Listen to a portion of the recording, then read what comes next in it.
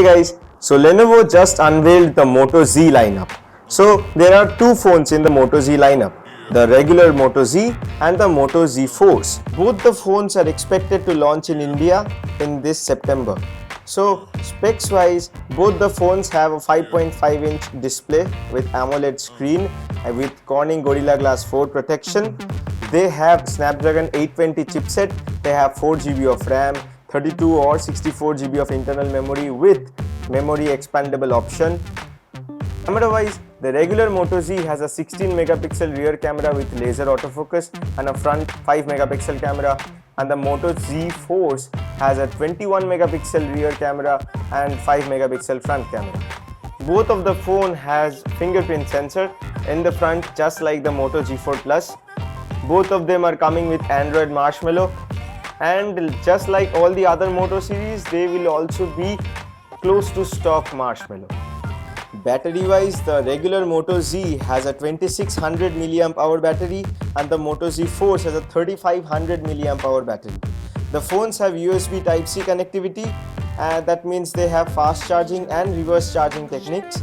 Now, both the Moto Z and the Moto Z Force do not have a 3.5mm audio jack for audio out. That means the audio out port will be from the USB Type-C port. Okay. So we saw this thing on the La 2 and the La Max 2 earlier this week, and Lenovo or Motorola is the second company to bring this thing into the market.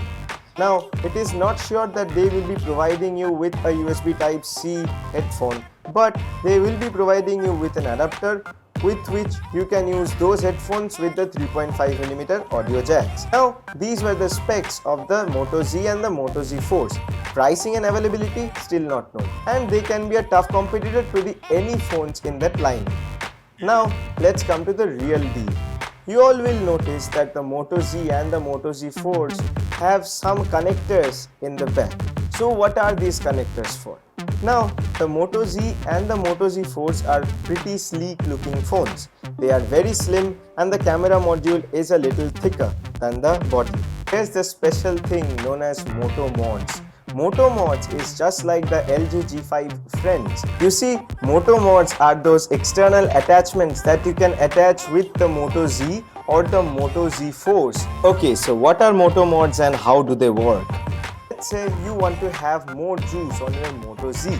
Since it is a 2600 mAh, you can max it to 4000 mAh by a Moto Mod, which is a Moto battery mod. So how to connect is very simple. You just take the battery mod and you just place it on the back of your Moto Z. The magnetic pins on your Moto Z phone will attach to the magnetic phones of that Moto Mod and it will connect automatically.